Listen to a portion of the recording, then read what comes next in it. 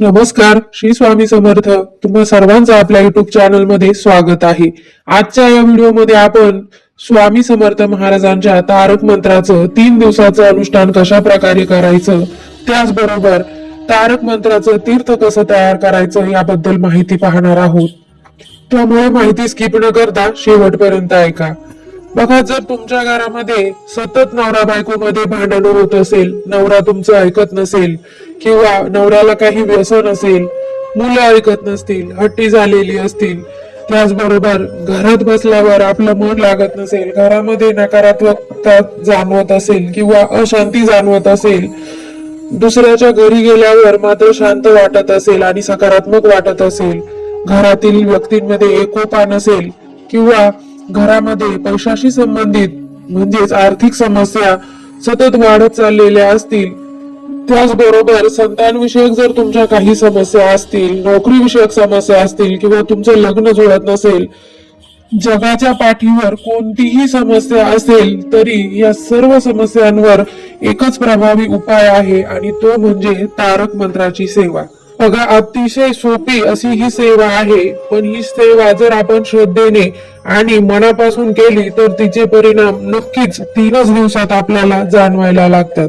जी काही आपण तारक मंत्राच्या 3 दिवसाच्या सेवा करणार आहोत किंवा 3 दिवसाचं अनुष्ठान करणार आहोत, हे अनुष्ठान आपण जर श्रद्धेने मनापासून आणि सर्वात महत्वाचं म्हणजे स्वामींवर असलेल्या विश्वासानं केलं तर नक्कीच अनेक भक्तांच्या अनुभवातून सिद्ध झालेलं आहे की ही सेवा खरंच 100% प्रभावी आहे. आणि म्हणून मी कोणत्याही अडचणीमध्ये असाल तर तुम्हाला ही तारक मंत्राच्या 3 दिवसांच्या अनुष्ठानाची सेवा नक्की करायची आहे. नक्कीच तुम्हाला लवकरात लवकर चांगले अनुभव यायला लागतील आणि म्हणूनच हा व्हिडिओ शेवटपर्यंत नक्की ऐका आणि माहिती आवडल्यास चॅनलला सबस्क्राईब करा आणि व्हिडिओला तुमच्या मित्र परिवारासोबत शेअर करा. आता आपण बघूया की तारक मंत्राची या 3 दिवसाच्या अनुष्ठानाची सेवा कशा प्रकारे करायची आहे. सर्वप्रथम आपल्याला बघा, तारक मंत्राच्या नावातच त्याचा अर्थ दडलेला आहे. तारक म्हणजे तारून नेणारा, म्हणजेच आपण ज्या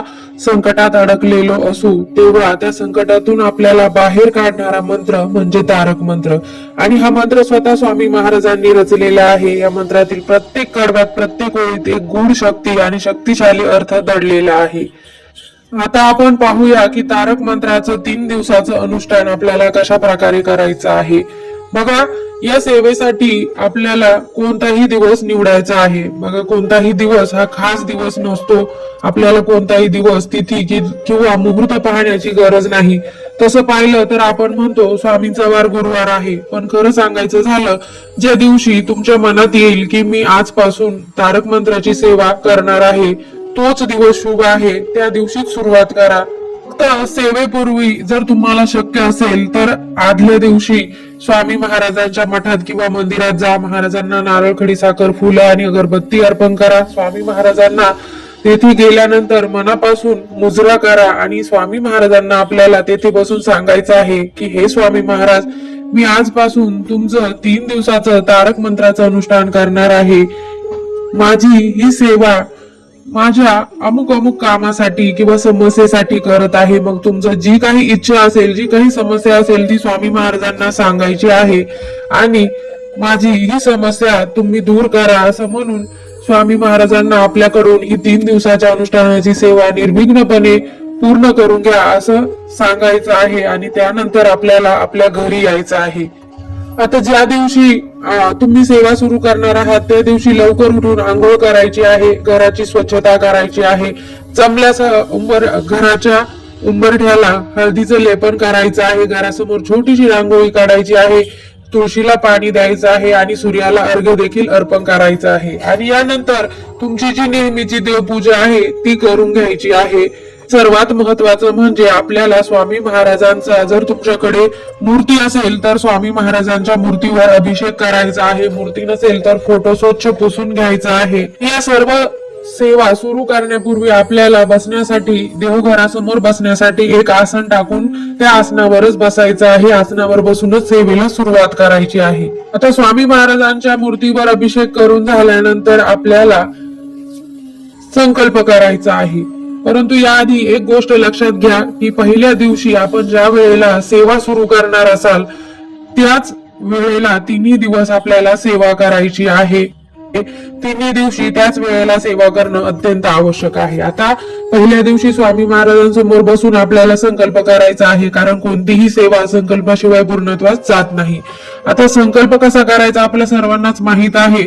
संकल्प करताना उजव्या हातात पाणी घ्या, त्यामध्ये एक फूल, गंध, हळदी कुंकू, अक्षता टाका आणि स्वामी महाराजांना सांगा, हे स्वामी महाराज, मी अमुक नावाचा, आता तुमचं जे काही नाव असेल ते घ्यायचं आहे. माझं गोत्र, जर तुम्हाला गोत्र माहित नसेल तर कश्यप गोत्र सांगायचं आहे.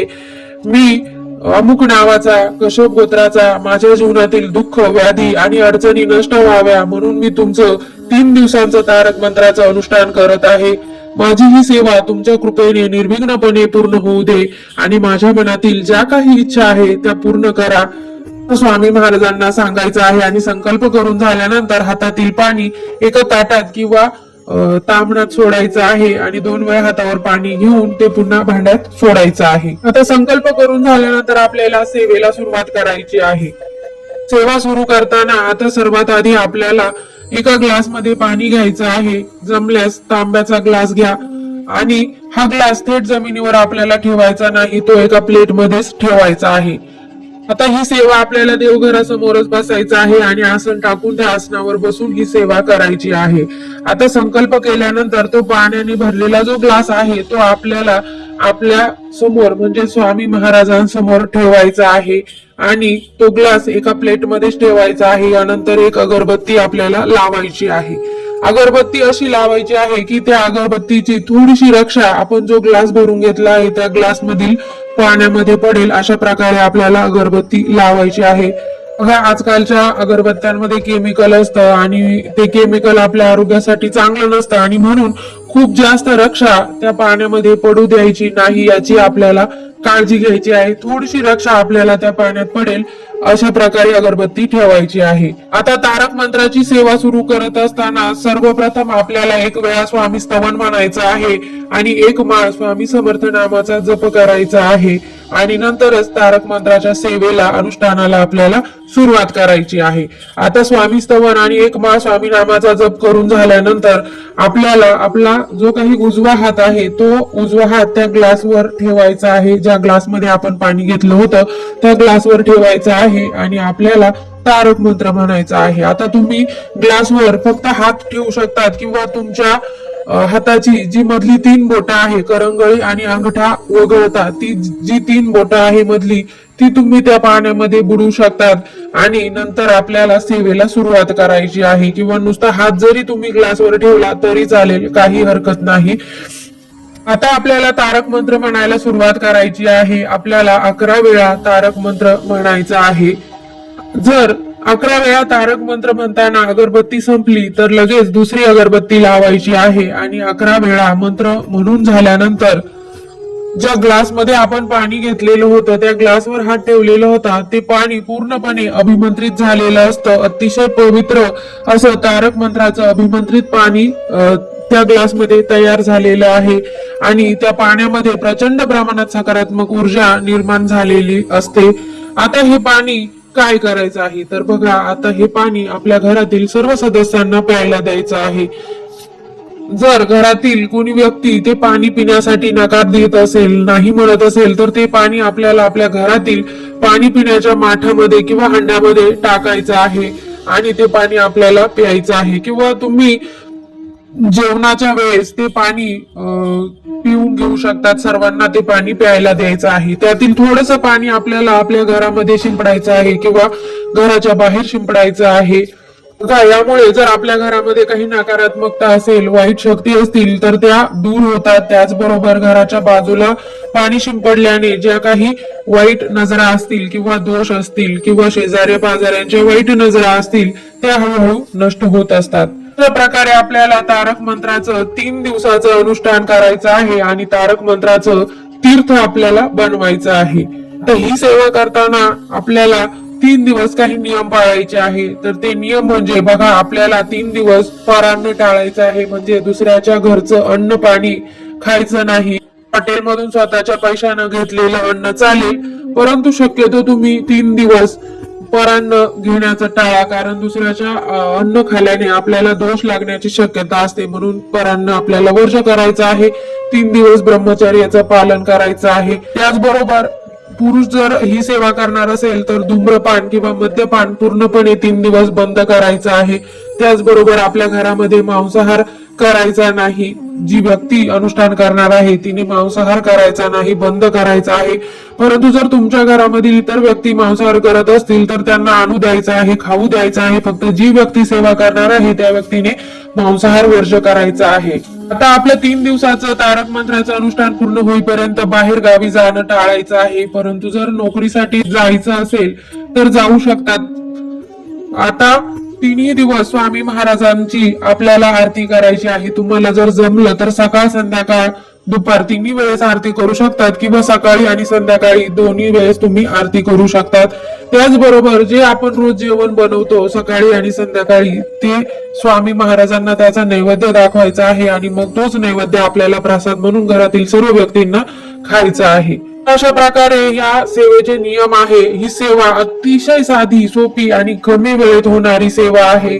नवरा बायकोची भांडणं असतील, नवरा तुमचं ऐकत नसेल, वादविवाद कटकटी होत असेल, नवरा जर काही व्यसन करत असेल किंवा पैशाची अडचण असेल, नोकरी विवाहाचे अडथळे, घरातील नकारात्मकता किंवा कोणत्याही समस्या असो, त्या सर्व समस्यांवर रामबाण औषध म्हणजे तारक मंत्राची ही 3 दिवसाच्या अनुष्ठानाची सेवा आहे. अनेक भाविकांना या सेवेमुळे पहिल्याच दिवशी अनुभव आलेले आहे.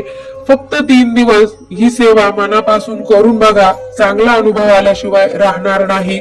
आणि जर समजा नाहीच अनुभव आला तर नाराज व्हायचं नाही, निराश व्हायचं नाही. पुन्हा नव्याने सेवेला सुरुवात करायची आहे. आपण फक्त जी सेवा तुम्ही करणार आहात ती अतिशय मनापासून मनोभावे तुमची सेवा असली पाहिजे. आणि सर्वात महत्वाचं असतं तो तुमचा स्वामींवरील विश्वास.